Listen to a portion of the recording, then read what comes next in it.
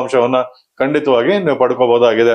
ಹಾಗೆ ಟಿ ಅನ್ನೋ ಅಕ್ಷರದಿಂದ ಬರುವಂತಹ ದೇಶಗಳಿರ್ಬೋದು, ಸ್ಥಳ ಇರ್ಬೋದು, ಅವ್ರಿಗೂ ಸಹ ಈ ವರ್ಷ ಸ್ವಲ್ಪ ತೊಂದರೆಗಳಾಗತ್ತೆ.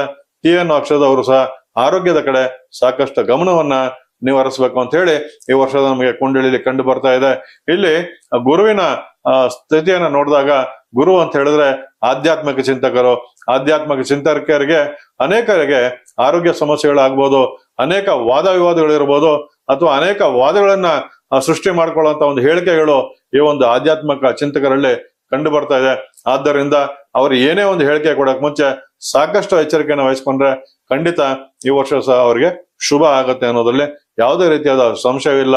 ಅನೇಕ ದೈವ ಸಂಬಂಧಪಟ್ಟಂತಹ ದೇವಸ್ಥಾನಗಳಲ್ಲಿ ಕೆಲವೊಂದು ಅವಘಡಗಳು ಜರುಗುವಂತ ಒಂದು ಸಾಧ್ಯತೆಗಳು ಈ ಒಂದು ವರ್ಷದ ಕುಂಡಲಿ ಪ್ರಕಾರ ನಮಗ್ ಕಂಡು ಬರ್ತಾ ಇದೆ. ವೀಕ್ಷಕರೇ, ನಮಸ್ತೆ ವೀಕ್ಷಕರೇ, ಮತ್ತೊಮ್ಮೆ ನಮ್ಮ ಚಾನೆಲ್ಗೆ ತಮಗೆಲ್ಲ ಸ್ವಾಗತ, ಸುಸ್ವಾಗತ. ವೀಕ್ಷಕರೇ, ಈ ವರ್ಷದ ಭವಿಷ್ಯವನ್ನ ಕರ್ನಾಟಕ ಟಿವಿಯಲ್ಲಿ ನಾನು ಜನವರಿ 1ನೇ ತಾರೀಕು ಹೇಳ್ತಾ ಬಂದಿದ್ದೆ. ಅದೇ ರೀತಿಯಾಗಿ ಅನೇಕ ಅವಘಡಗಳು ಜನವರಿ 1ನೇ ತಾರೀಕು ರಾತ್ರಿ ಆ ಒಂದು ಗ್ರಹಗಳ ಸಂಯೋಗದ ಆಧಾರದ ಮೇಲೆ ಏನೆಲ್ಲ ಜರಗಬಹುದು ಈ ವರ್ಷದಲ್ಲಿ ಅಂತ ಹೇಳ್ತಾ ಬಂದಿದ್ದೆ. ಅದೇ ರೀತಿ ಹೆಚ್ಚಿನ ಭೂಕಂಪಗಳಾಗತ್ತೆ ಅಂತ ಹೇಳಿದ್ದೆ. ಅದೇ ರೀತಿ ಚೈನಾ, ತೈವಾನು, ಭಾರತ, ನೇಪಾಳ ಇವೆಲ್ಲ ಹೊಂದಿಕೊಂಡಂತಹ ಪ್ರದೇಶದಲ್ಲೇ ಪ್ರಬಲವಾದ ಒಂದು ಭೂಕಂಪ, ಸುಮಾರು 7.1ರಷ್ಟು ತೀವ್ರತೆಯ ಭೂಕಂಪ ಸಂಭವಿಸಿದೆ. ಅನೇಕ ಅವಘಡ ಜರುಗಿದೆ. ಅದೇ ರೀತಿ ಈ ವರ್ಷ ಬೆಂಕಿ ಅವಘಡ ಜರುಗುತ್ತೆ ಅಂತ ಹೇಳಿದ್ದೆ. ನೀವು ನೋಡಿರ್ಬೋದು, ನಿನ್ನೆ ಮೊನ್ನೆ ಅಮೆರಿಕಲ್ಲಿ ನಡೆದಂತಹ ಭಯಾನಕ ಬೆಂಕಿಯ ಒಂದು, ಯಾಕಂತ ಹೇಳಿದ್ರೆ ಅಷ್ಟು 5,000 ಎಕರೆ ಅರಣ್ಯ ನಾಶ ಆಗಿದೆ.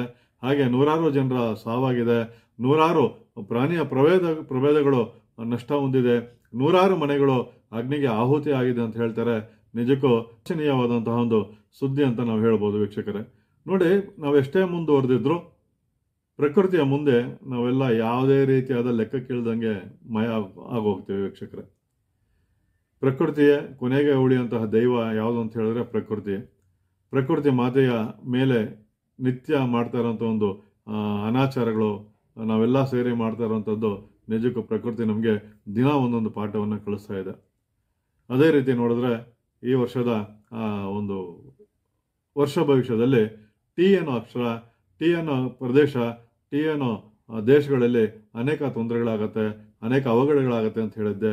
ನೀವು ನೋಡಿರ್ಬೋದು, ನಿನ್ನೆ ನಮ್ಮ ವಿಶ್ವ ಪ್ರಸಿದ್ಧಿಯಾದಂಥ ಧಾರ್ಮಿಕ ಸ್ಥಳ ಯಾವುದು ಅಂತ ಇದ್ದರೆ ತಿರುಮಲ ತಿರುಪತಿ.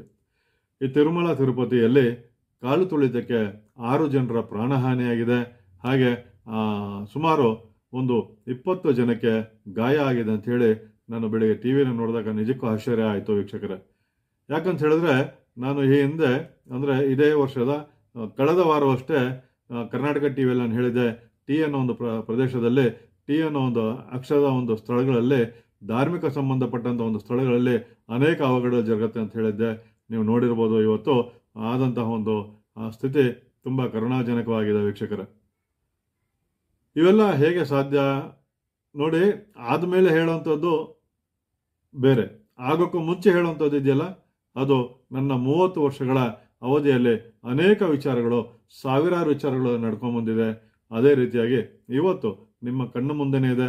ನೀವು ಕರ್ನಾಟಕ ಟಿವಿಯಲ್ಲಿ ಹೋಗಿ ನೋಡ್ಬೋದು. ಬನ್ನಿ, ಆ ವಿಡಿಯೋನೂ ಸಹ ನಾನಿಲ್ಲ ಆಗ್ತಾ ಇದ್ದೀನಿ ನಿಮಗೆ. ಆ ವಿಡಿಯೋಲ್ಲಿ ನಾನು ಏನು ಹೇಳಿದ್ದೀನಿ, ಇವತ್ತು ತಿರುಮಲ ತಿರುಪತಿಯಲ್ಲಿ ಏನು ನಡೆದಿದೆ ಅನ್ನೋದಕ್ಕೆ ಇದು ಒಂದು ಭವಿಷ್ಯವಾಣಿಯಲ್ಲಿ ಇವೆಲ್ಲನೂ ಸಹ ನಾವು ಹೇಳ್ಬೋದು ಅನ್ನೋದಕ್ಕೆ ಇದು ಒಂದು ತಾಜಾ ನಿದರ್ಶನವಷ್ಟೇ. ವೀಕ್ಷಕರೇ, ಬನ್ನಿ, ನಾವೆಷ್ಟೇ ಮುಂದುವರೆದಿದ್ರು, ನಾವು ವಿಜ್ಞಾನದಲ್ಲಿ ಎಷ್ಟೇ ಮುಂದುವರೆದಿದ್ರು, ನಾವು ನಮ್ಮ ಕಾಣದ ಶಕ್ತಿಯ ಮುಂದೆ ನಾವೆಲ್ಲ ನಗಣ್ಯ ಮಾತ್ರ.